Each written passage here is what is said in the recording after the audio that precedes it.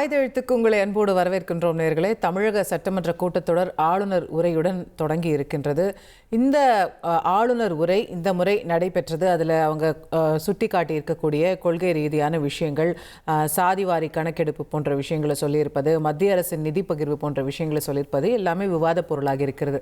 அதையெல்லாம் தாண்டி ஆளுநர் முழுசாக உரையை படித்து முடிச்சிட்டாரு. ஆளுநர் பாதியிலே வெளிநடப்பு செய்யலை, ஆளுநருக்கு எதிராக யாரும் கோஷங்களை எழுப்பலை, ஸ்மூத்தாக முடிஞ்சு ஆளுநரும் போய் எனக்கு முழுசாக படித்தது நிறைவாக இருந்ததுன்னு ஆளுநர் போய் ட்வீட் போடக்கூடிய அளவிற்கு இவ்வளோ ஸ்மூத்தாக ஆளுநர் உரையா தமிழ்நாடு அசம்பிளிலையா கடந்த 3 வருஷத்தில் பார்க்கலையே அப்படின்ற அளவுக்கு அதுவே ஒரு பேசு பொருளாகவும் மாறி இருக்கிறத பார்க்கிறோம். இந்த ஆளுநர் உரை இது காட்டி இருக்கக்கூடிய கொள்கை திசை என்ன, இது இந்த திசை அப்படிங்கிறது இந்த அரசனுடைய ஒரு ஓவரால் பாலிசியை இதன் மூலமாக புரிந்து கொள்ள முடிகிறதா, அதில் இருக்கக்கூடிய விமர்சனங்கள், எதிர்கருத்துக்கள் எல்லாவற்றையும் இன்றைய நிகழ்ச்சியில் விவாதிப்போம். நம்மோடு இணையக்கூடிய விருந்தினர்கள் வழக்கறிஞர் திரு சேலம் மணிகண்டன் அவர்கள் நம்மோடு இணைந்திருக்கின்றார். அவரை நிகழ்ச்சிக்கு அன்போடு வரவேற்கின்றேன்.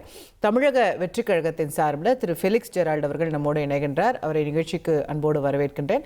அதே போல மற்ற பல விருந்தினர்கள், திராவிட முன்னேற்ற கழகம் உள்ளிட்ட காங்கிரஸ் கட்சி உள்ளிட்ட கட்சிகளைச் சேர்ந்த விருந்தினர்களும் அடுத்தடுத்து நம்மோடு இணைய இருக்கின்றார்கள். நான் திரு மணிகண்டன் அவர்கள்ட்ட தொடங்கலாம்னு நினைக்கிறேன். ஆளுநர் ரொம்ப சமத்தா நடந்துக்கிட்டாரு அப்படின்னு பார்க்கணுமா, அரசு ஆளுநரை சரியா கையாண்டிருக்குன்னு பார்க்கணும்?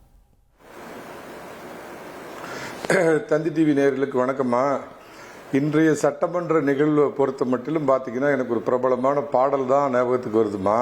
போடா எல்லாம் விட்டு தள்ளு, பழச எல்லாம் சுட்டு தள்ளு, புதுசா இப்ப பிறந்தோம்னு எண்ணிக்கொள்ள டாடோய், பயணம் எங்கே போனால் என்ன அப்படிங்கிற அந்த பாட்டு தான் ஞாபகம் வருது.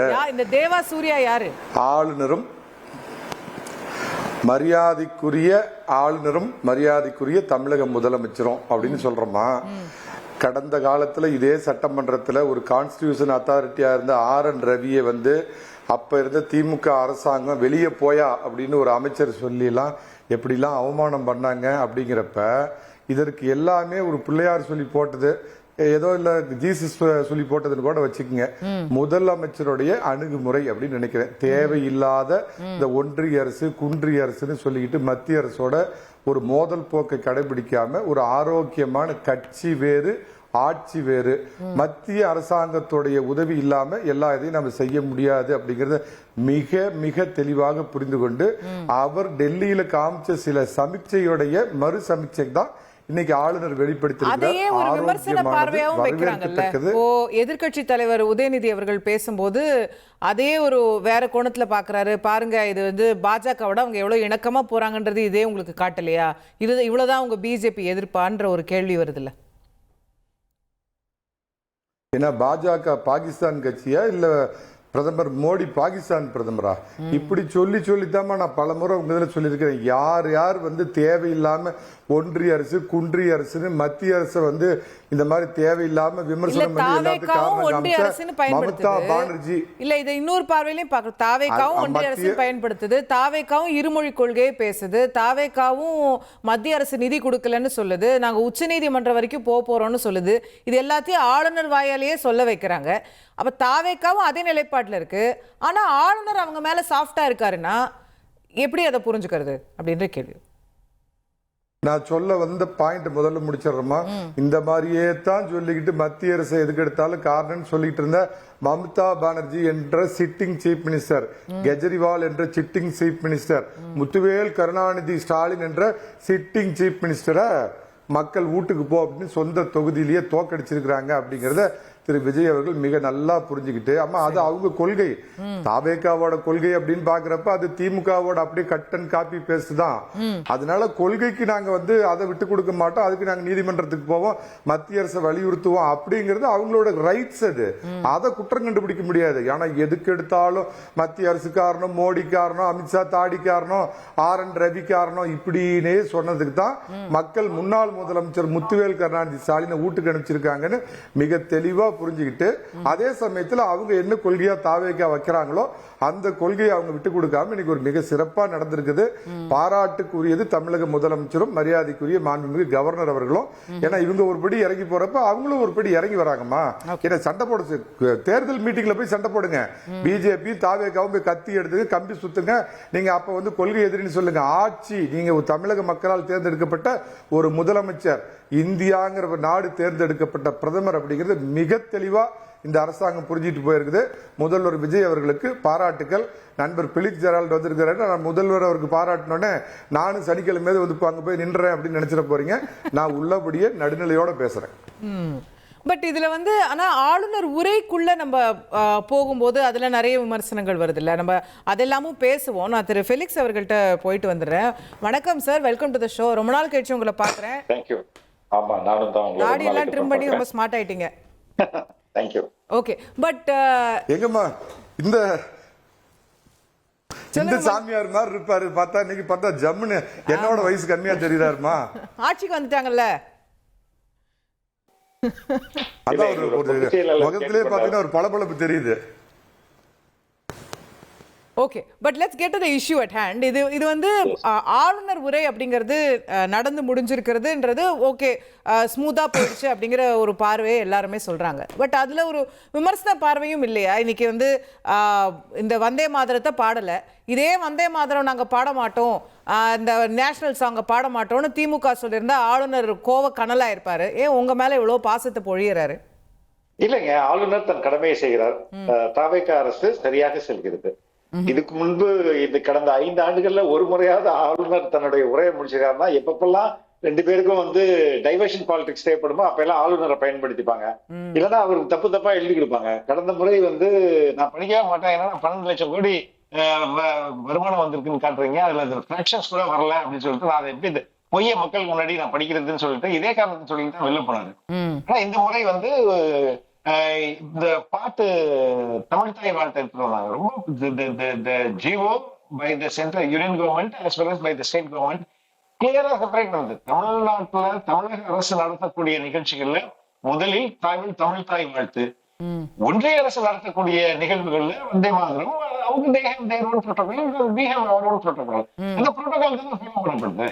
இதுல வந்து வேண்டுமென்ற இதுலயும் வன்மத்தை கட்டிக்குது. காலையில இருந்து தமிழ்தாய் வாழ்த்து பாட மாட்டாங்க, நம்ம ரெடியா இருப்போம், போய் பாஞ்சு புடிங்கிடுவோம் அப்படிங்கிற மாதிரி ஒரு கூட்டம் வெயிட் பண்ணி இருந்தது. அவங்களுக்கு பெரிய ஏமாற்று. அதனால இது இப்படித்தான் ஒரு அரசு, ஒரு சட்டமன்றம் இயங்க வேண்டும். இதுதான் நம்மளுடைய ரூல்ஸ் அண்ட் கஸ்டம்ஸ். அத அந்த தன்னுடைய மரபுகளை கவர்னர் மீறாமல் நடந்துக்கிறார். தமிழக அரசும் தன்னுடைய மரபுகளுக்கு ஏற்ற மாதிரி நடந்துக்கிறாங்க. இதுதான் உண்மை. ஓகே ஓகே, திரு மதிவாணன் அவர்கள் திராவிட முன்னேற்ற கழகத்தின் சார்பில் நம்மோடு இணைகின்றார். அவரை நிகழ்ச்சிக்கு அன்போடு வரவேற்கின்றேன். திரு ஹிதயத்துல்லா அவர்கள் காங்கிரஸ் கட்சியின் சார்பில் நம்மோடு இணைகின்றார். அவரையும் நிகழ்ச்சிக்கு அன்போடு வரவேற்கின்றேன். தமிழக சட்டமன்றத்துக்கு போகிற மாதிரியே என்ன வந்திருக்கிறாரு, பேட்ஜ் எல்லாம் போட்டுக்கிட்டு. திரு மதிவாணன், இதில் ஒரு ஆளுநரோட ஸ்மூத்தாக ஒரு அப்ரோச்சை கடைபிடிக்கிறாங்க அப்படின்னும் போது அதை எதுக்கு தேவையில்லாமல் வச்சு பார்த்தீங்களா நீங்கள் பிஜேபி அப்படின்னு சொல்கிறது? உங்கள் காலத்தில் தான் ஒரே சண்டையாக இருந்துச்சு. இப்போ அவங்களாவது ஸ்மூத்தாக போகட்டுமே, அதையே நீங்கள் விமர்சிக்கணும், அதையே வேற ஒரு பார்வையில் பார்க்கணும். இல்லை, வேற ஒரு பார்வைன்னு இல்லை. அதாவது ஒரு மரபை நீங்கள் மாத்துறீங்கல்ல. முதல்ல வந்து தேசிய கீத தமிழ்தாய் வாழ்த்து பாடிட்டு தேசிய கீதம் பாடுறீங்க, தமிழ்தாய் வாழ்த்து பாடி தேசிய கீதம் பாடி அப்புறம் ஆளுநர் உரை வாசிக்கிறீங்கல்ல. ஆனா இதுவரை எப்படி இருந்தது? தமிழ்தாய் வாசிக்கப்பட்டது, அதுக்கப்புறம் ஆளுநர் உரை இருக்கும், அதுக்கப்புறம் தான் தேசிய கீதம் முடியும் போது தான் தேசிய கீதம் பாடப்பட்டது. தேசிய கீதத்தை இன்னொரு முறை கூடுதலா பாடிட்டா என்ன குறைஞ்சு போயிருது? இல்ல இந்த கூட குறையெல்லாம் கிடையாதுங்க. ஒரு மரபு, ஒரு விஷயங்கள் நம்ம தமிழ்நாட்டில் ஃபாலோ பண்றோம். சட்டமன்றத்துல நீங்க இதுக்கு எதிர்ப்பு தெரிவிச்ச மாதிரி தெரியலையே எனக்கு. வரேன் அதுதான் வெளியில வந்து நாங்க பதிவு செய்யப்பட்டிருக்கோம். அதனால தான் நீங்க வெளிப்படையா எதிர்கட்சி தலைவர் வெளியே வந்து பேசும்போது தேசிய கீதத்தை ஏன் கூடுதலா பாடினீங்கன்னு அவர் கேட்ட மாதிரி நான் கேட்கல. அவர் கேட்டிருந்தாருன்னு சொல்லுங்க. இல்ல, நாங்க வந்து பதிவு பண்ணியிருக்கோம். ஒன்று. ரெண்டாவது வந்து இந்த ஆளுநர் உரைன்றது வந்து நாங்கள் முதல்ல இருந்தே சொல்கிறோம், தாவேகா வந்து பாஜகவுடைய பி டீம் தான். ஏன்னா சகோதரர் சொன்னார்ல, எதையோ வந்து நாங்கள் சொன்னதெல்லாம் வந்து பேசாமல் போயிட்டாரு ஆளுநர், அதனால தான் வெளிநடப்பு ஆளுநர் செஞ்சாருன்னு சொன்னார். நாங்கள் அன்னைக்கு இதே பெரியார் பேர் சொல்லும் போது அவருக்கு சொல்லல, அன்னைக்கு அம்பேத்கர் பேர் சொல்லும்போது இது அர்லேக்கர். நாங்கள் இப்போ ஆளுநரை தான் பேசுகிறோம், ஆளா பேசல, அந்த பதவிக்கு தான் நாங்கள் பேசுகிறோம். சகோதரருக்கு மேலே ஒரு தனி பாசத்தில் அர்லேக்கர் பேசியிருக்காருன்னு வச்சிங்களேன், அந்த பாசத்தை தான் நாங்கள் முதல்ல இருந்தே கேள்வியாக கேட்டு. சார், நீங்கள் ஒரே ஒரு தேசிய கீதம் பாடுங்கன்னு சொன்னதுக்கு மல்லு கட்டினீங்க, தேசிய கீதத்தை பாட மாட்டோம். அவங்க சரி வாங்க மணிகண்டன் சார் சொல்ற மாதிரி அவங்க 2 ஸ்டெப் இறங்கி வராங்க, அப்போ ஆளுநரும் 2 ஸ்டெப் இறங்கி வராரு. இதுதானே இணக்கத்துக்கு. நீங்க மரபை மாத்துறதுக்கு நாங்க தயாரா இல்லைங்க. நீங்க மரபை வேணா விட்டு கொடுத்துட்டு போங்க, சரிங்களா? திரும்ப நாங்க நீங்க என்ன நீங்களே ஆட்சியில இருந்துட போறீங்களா என்ன? அப்படியே ஒன்றும் விஷயங்கள்லாம் கிடையாது. நீங்கள் சொல்கிற அந்த விஷயத்தை பொறுத்த வரைக்கும் அந்த மரபை அவர் மீறி இருக்காங்க. அதை நாங்கள் பதிவு பண்ணுறோம். அதில் மாற்று கருத்து உங்களுக்கு எந்த சந்தேகம் வேணாம். ஆனால் ஆளுநர் உரையில் என்ன இருக்கும் அப்படின்னு பார்த்தீங்கன்னா, இல்ல நீங்க வந்து பிஜேபி பி டீம்ன்றீங்க. அமைச்சர் நிர்மல்குமார் என்ன பதிவு பண்றாரு, உங்க முன்னாள் அமைச்சர் மேல நடவடிக்கை எடுக்கதான் இந்த ஆளுநர் அலோவ் பண்ண மாட்டாரு, இப்ப யார் பி டீம்னு கேட்கிறாரு. சிடிஆர் நிர்மல்குமார் வந்து கரண்ட் கட்டை பற்றி பேசியிருந்தாருன்னா நாங்கள் சந்தோஷமாக பதில் சொல்லியிருப்போம். நீங்கள் கரண்ட் கட் ஆகுதுன்னு கேள்வி கேட்டா அதை பீஸ் கேரியர் புடின்னு போயிடுறாருன்னு சொல்றாரு. பீஸ் கேரியர் காலில் புடின்னு போகிறாங்க. அதாவது வந்து நீங்கள் பிரச்சனைகளை அப்படியே திசை திருப்பிட்டே போயிடலான்னு பேச ஆரம்பிச்சிடுறீங்க. அதான் உங்ககிட்ட இருக்க பிரச்சனை. மின்சாரத்துறை அமைச்சர் வந்து ஏன் கரண்ட் கட் ஆயிடுச்சுன்னு கேட்டால் பீஸ் கேரியர் எடுத்துன்னு போயிட்டாங்கன்றாரு. பீஸ் கேரியர் எடுத்துன்னு போகிறது காலையில், கரண்ட் கட் ஆகுறது ராத்திரியில். அதுக்கு ஏங்க பதில் சொல்கிறீங்க கேட்டால் அதுக்கு பதில் சொல்ல தயாராக இல்லை. அப்புறம் என்ன பதில்? இந்த ஆளுநர் உரையில் எந்த இடத்துலையுமே எங்களை பொறுத்த வரைக்கும் சட்ட ஒழுங்கு பற்றி அவர் பேசவே இல்லை. 107 சிங்கப்பெண் அதிரடிப்படையெல்லாம் சொல்லியிருக்கிறார். அதை பற்றி இல்லை நீங்கள் சிங்கப்பெண் அதிரடிப்படைக்கே வந்து எடப்பாடி பழனிசாமி நீங்கள் வெளியில் கேட்டார்ல, அவங்களுக்கே பாதுகாப்பு கொடுக்க வேண்டிய கட்டாயத்தில் இருக்காங்கன்னு சொல்லிட்டு. இன்றைக்கி இருக்கிற நிலவரம் சட்ட ஒழுங்கை பற்றி நீங்கள் பேசணும்னா, உத்தரப்பிரதேசத்தில் நடக்கிறதுலாம் இன்றைக்கி எனக்கு தெரிஞ்சு தமிழ்நாட்டில் நடக்குது. உத்தரப்பிரதேசத்தில் ஒரு பாதிக்கப்பட்ட ஒரு பெண்ணை வந்து இரவோடு இரவாக கொண்டு போய் எரிச்சதை நம்ம உத்தரப்பிரதேசத்தில் பார்த்தோம். இன்றைக்கி மதுரையில் அதே மாதிரியான ஒரு பிரச்சனையை நம்ம இன்றைக்கி பார்க்குறோம். எனக்கு நாம் உத்தரப்பிரதேசத்தில் இருக்கிறோமா தமிழ்நாட்டில் இருக்கிறோமான்ற பிரச்சனையே இப்போ பெரிய லெவலில் போயிட்டு இருக்கு. இப்போ திமுக ஆட்சி போனே உத்தரப்பிரதேசம் மாறிடுச்சுன்னு நடக்கிற நிர்வாகம் அப்படி தானே இருக்கு. ஒரு தமிழ்நாடு மாதிரி ஒரு ஸ்டேட் உத்தரப்பிரதேசம் ஓவர் நைட்ல மாற முடியுமா? இல்ல நீங்க ஒரு நிமிஷம், அதாவது ஏற்கனவே இருக்கிற பிரச்சனை தானே இப்ப வெளியே வரும். இல்ல இப்போ இந்த 38 நாளைக்குள்ள வந்து ஒரு 130 கொலை, ஒரு 107 போக்சோ வழக்கெல்லாம் வந்து இந்த 38 நாளைக்குள்ள வந்ததா, அதுக்கு முன்னாடி வந்ததா? அதுக்கு ஜோசப் விஜய் அவர்கள் எந்த மாதிரியான நடவடிக்கை எடுத்தாருன்னு நாங்க கேட்கிறோம். அதுக்கு சட்ட ஒழுங்கை பத்தி ஏன் வாய் திறந்து பேச மாட்டீங்கன்னு இப்போ வரைக்கும் கேட்கிறோம். நீங்க இந்த நிமிஷம் வரைக்கும் இந்த ஆளுநர் உரையில தாய்மாமன் சீர் பத்தி எங்கேயாவது சொல்லியிருப்பீங்கன்னு பார்த்தோம். பெண்களுக்கு 2500 ரூபாய் கொடுக்கறது எப்போ சொல்வீங்கன்னு பார்த்தோம். நீங்க வந்து வெள்ளை அறிக்கை அப்புறம் பேசுவேன். இப்போ இதுல இருக்க வேண்டிய பிரச்சனை வந்து டிப்ளமா படிச்சவங்களுக்கு 8000 ரூபாய், ஆர்ட்ஸ் அண்ட் சயின்ஸ் வந்து 4000 ரூபாய், அப்புறம் 2500 ரூபாய் ஐடிஐ படிச்சவங்களுக்கு, இந்த மாதிரியான ஸ்கீம்ஸ் எதை பத்தியாவது பேசுவீங்க, பட்டுப்புடவை கொடுக்கறத பத்தி பேசுவீங்க. அப்படி ஏதாவது மக்கள் நலன் சார்ந்து பேசுவீங்கன்னு பார்த்தா உங்களோட சுய புராணத்தை பாட்டு போறீங்க. எங்களுக்கு எங்க பொய்ச்சலாளர் சொன்ன மாதிரி ஜோசப் விஜய் வாழ்கன்னு சொல்லியிருந்தாலும் ஆளுநர் ஜோசப் விஜய் வாழ்கன்னு சொல்லியிருப்பாரு. அந்த அளவுக்கு தான் இன்னைக்கு இருந்த ஆளுநருடைய உரை. எம்ஜிஆருக்கு அப்புறம் இவர்தான். அதுதான் சொல்றேன்ல, நாங்க பெரியார் சொன்னா ஆளுநரா இருந்தவங்களுக்கு பிடிக்காது, வெளிநடப்பு செஞ்சிருவாங்க. அவர் அம்பேத்கர்னு சொன்னா அவர் செய்வாரு. அப்போ என்ன மாதிரியான நடவடிக்கைல தாவேகாவும் பாஜகவும் மறைமுக கூட்டணி வச்சிருக்கின்றது அப்பட்டமா இதுல தெரியுது. காங்கிரஸ்காரரே கேட்போமே, திரு இதயத்துல்லா, உங்களுக்கு அந்த சந்தேகம் வரலையா? உங்க பாஜகவோட இணக்கமா இருக்கிறாங்களோன்ற சந்தேகம் உங்களுக்கு தானே முதல்ல வந்திருக்கணும் ஒரு காங்கிரஸ்காரரா? ஆமா, இதுவரையும் தாவேகா பாஜகவோட கூட்டணி வச்சிருக்கா? இதுக்கு முன்ன கூட்டணி வச்சிருந்துச்சா? கொஞ்சம் சொல்லுங்கம்மா. பி டீம்ல ஏ டீம்லயே சொல்லிட்டு போயிருவோம். இன்னைக்கு வரையும் கூட்டணி வைக்கல.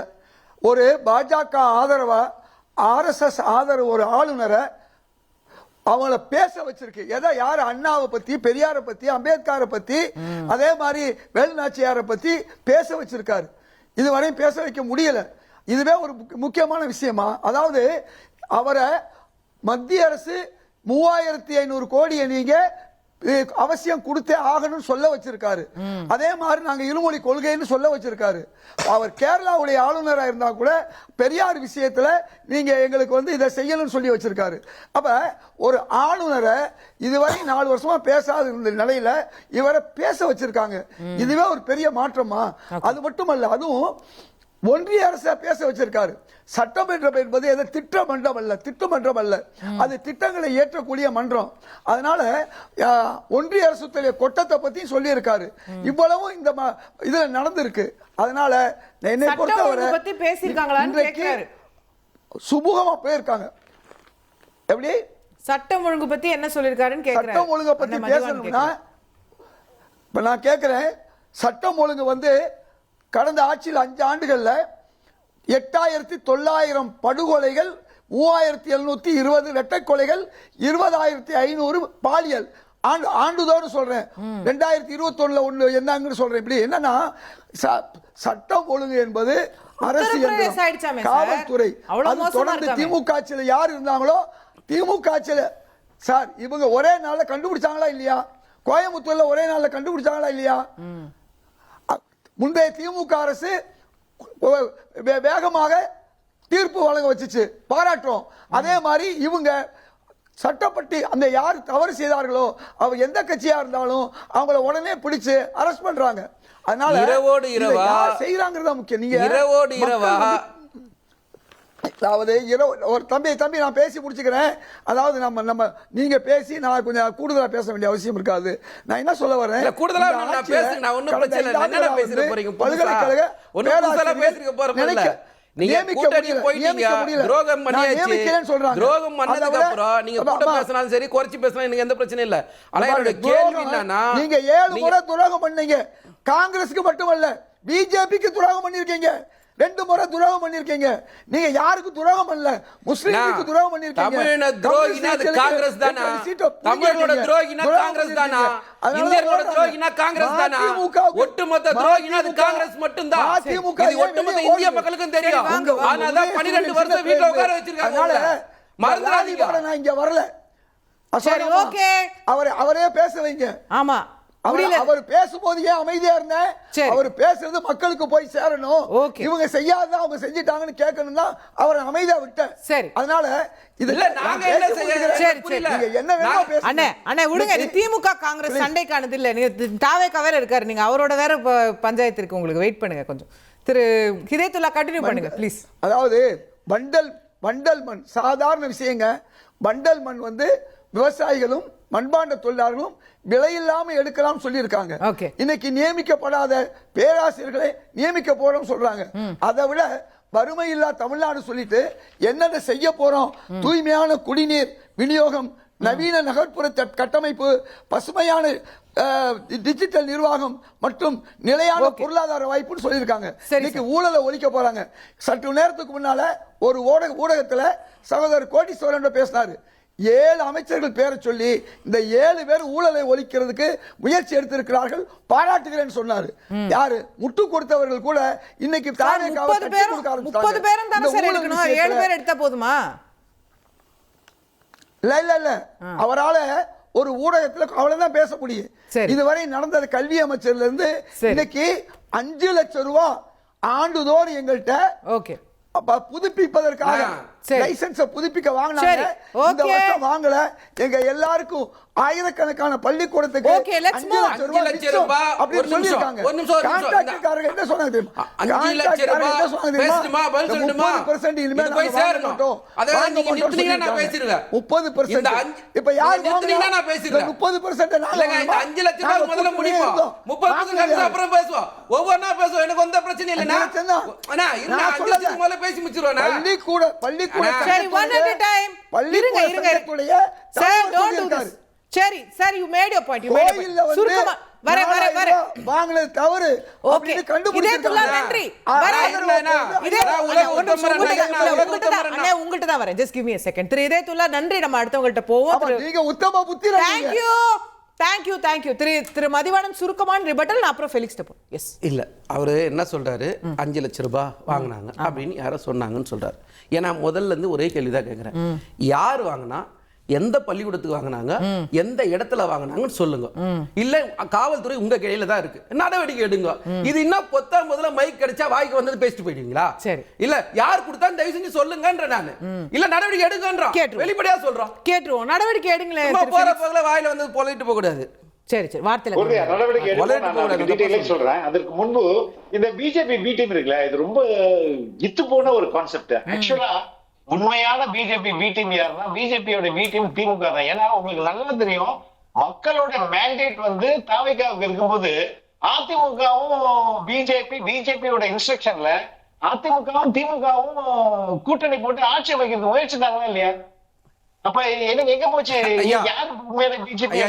ஐயா ஃபெலிக்ஸ் ஐயா இருங்க, அவர் பேசி முடிக்கிட்டு உங்கள்ட்ட வரேன். let me complete. அப்ப எங்க போச்சு உங்களோட பிஜேபி எதிர்ப்பு? எப்ப போலாம் கொடை முடிச்சா கூட வெளில கொடுத்தாங்க. நீங்க நடிப்புன்றது உலகத்துக்கு இப்ப நல்லா தெரிஞ்சு. ரெண்டாவது, இப்ப வெளியில் வந்திருக்கு வெள்ளை அறிக்கை நீங்க எந்த அளவுக்கு கொள்ளையடிச்சிருக்கீங்க அப்படின்றத பாயிண்ட் பிளாங்கா சொல்லுது. அதனாலதான் உங்களுக்கு வந்து இல்ல வெள்ளை அறிக்கையில ஆனா இருங்க உங்கள்கிட்ட வர இருங்க, அவர் இப்பதானே பேச ஆரம்பிச்சாரு. வந்த பிறகு நீங்க கதற ஆரம்பிச்சிருக்கீங்க. கதறல் சத்தம் எங்களுக்கு நல்லா கேக்குது. உங்களுடைய கதறல் சத்தம் நன்றாக கேட்கிறது. ஒவ்வொருத்தரா ரியாக்ட் பண்றாங்க, தப்பு தப்பா தகவல் இருக்காங்க. சரிங்களா? பதில் சொல்லிட்டா இருங்க நான் சொல்றேன், நீங்க எப்ப பதில் சொல்லணும். ஒரு நிமிஷம் இருங்க, அவர் பேசி முடிக்கட்டும். ஸ்கூல்ல கலெக்ஷன் வாங்குவாங்கல்ல, ஸ்கூல் பிரைவேட் ஸ்கூலுக்கு அப்ளிகேஷன் அண்ட் அப்ரூவல் என்ஓசி அண்ணா அறிவாலயத்துக்கு எதுவாக இருந்தாலும் சார் அந்த ஆபீஸ் போட்டே நடத்துனாங்க. எனக்கு நல்லா தெரியும் சார். இல்ல நடவடிக்கை எடுங்கன்றாரு அவரு. நீங்க யாருன்னு குறிப்பிட்ட நபர் மேல எஃப்ஐஆர் போடுங்க, நடவடிக்கை எடுங்கன்ற. somebody will come up with the complaint. FIR போடுவாங்க. யாராவது பாதிக்கப்பட்டவங்க நிச்சயமா வந்து சொல்லுவாங்க. மேடம் இவ்வளவு தூரம் ஓப்பனா ஒரு பள்ளிக்கூடத்துக்கு 5 லட்சம் வாங்கிட்டாங்க. ஒரு சீரியஸ் நான் உங்களுக்கு அட்ரஸ் கூட சொல்ல முடியும். நான் இப்பவே சொல்றேன், அறிவாலயத்துக்கு எதிரில் இருக்கிற ஒரு அபார்ட்மெண்ட் காம்ப்ளெக்ஸ்ல தான் இருந்தது. அதுதான் எனக்கு தெரியும். சரிங்களா? நீங்க எங்க வாங்கினாங்க தயவு செய்து அரசியல் நாகரிகம் கருதி நீங்களும் நடந்து கொள்ளுங்க. இல்ல அரசியல் நாகரிகம் தேவையா இல்ல. நீங்க பொது வெளியில போய் சொல்லிட்டு போவீங்க, இல்ல நாகரிகம் வந்துச்சா எங்கயாவது? அதெல்லாம் ஏத்துக்க முடியாது. நான் என்ன சொல்றேன்னா, எந்த பள்ளிக்கூடம் கொடுத்தது, யார் கிட்ட கொடுத்தது, யார் வாங்கினாங்க, நடவடிக்கை எடுங்கன்ற. இல்லைன்னா இதோட இந்த கட்டுக்கதை எடுத்துங்க. ரெண்டு வழிதான் உங்களுக்கு ஒரே வழி. ஒண்ணு இந்த பக்கம் வாங்க, இல்ல ஒரு பக்கம் பண்ணிடுங்க. இந்த அரசியல் நாகரிகம் இங்க வேண்டாங்க.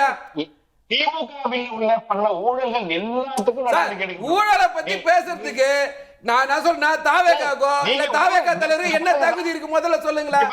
நான் கேக்குறேன், வருமான வரி பேசுறது யாரு? கார் இறக்குமதி பண்ணும்போது காசு இருப்பது யாரு? கொஞ்சம் தகுதி மறந்துட கூடாது. அருண்ராஜன் ஒருத்தர் இருக்கிறாருல்ல, அவர் உங்க வீட்டுக்கு வந்தாரு இல்ல? இல்லங்க, இப்ப தாவேகா வரதுக்கு முன்னாடி அந்த அருண்ராஜ் அவர் பேர் அமைச்சர் அவர் வந்தாரு. எதுக்கு வந்தாரு? உங்களுக்கு ரைடு பண்ண தானே வந்தாரு. தவறான தகவல் எல்லாருக்கும் தெரிஞ்ச தகவல். இன்னைக்கு யூடியூப்ல போனீங்கன்னா தெரியும் அவர் எதுக்கு வந்தாருன்னு சொல்லி. யூடியூப்ல போடுறது எல்லாமே கரெக்ட் இல்லனே. நான் எதுக்கு வந்தாரு? நெய்வேலியில இருந்து இல்லடா, அதுவே தவறான தகவல். அவர் ரெய்டு பண்ண ஆபீசரே இல்லன்னு ஒரு சொல்றாங்கனே. சரி, நெய்வேலியில இருந்து எதுக்கு வந்தாரு? பாதி ஷூட்டிங் கார் இறக்குமதி இருக்குல்ல. ஐயா இருங்க கன்ஃபியூஸ் பண்ணீங்க. ஒரு நிமிஷம், நான் விஜய் டிஃபெண்ட் பண்ணவே இல்ல. நிறைய குள்ள இல்ல, நீங்க புரிஞ்சுக்கோங்க என்ன விஷயம் புரிஞ்சுக்கோங்க. ஒரு நிமிஷம் ஃபெலிக்ஸ்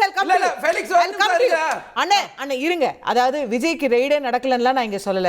அவங்க என்ன டிஸ்பியூட் பண்றாங்கன்னா, அருண்ராஜ் வந்து ரெய்ட் பண்ணல, அது தப்பா ட்விஸ்ட் பண்ணி பரப்பப்படுது. விஜய்க்கு ரெய்டு நடந்தது வேற, அருண்ராஜ் கட்சியை சேர்ந்தது வேற. Arunraj was not the officer. ஒரு நிமிஷம், அந்த ரெய்டோட முடிவு என்ன?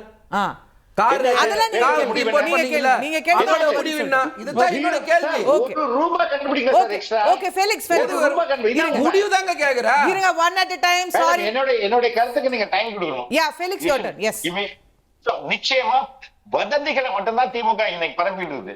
அவங்களுடைய வாடகை ஊடகங்களை வச்சுட்டு, வாடகை வாய்களை வச்சுட்டு வெறும் வதந்தி தான் பரப்பிட்டு இருக்காங்க. அவங்க அடிச்ச கொள்ளை வழக்கு நிலுவையில இருக்கா இல்ல? ஒரு ஒன் அட் டைம் பேசுங்க. நீங்க ஃபுல்லா பேசுங்க, நடுவுல பண்ணிட்டு தான் முடியலனே.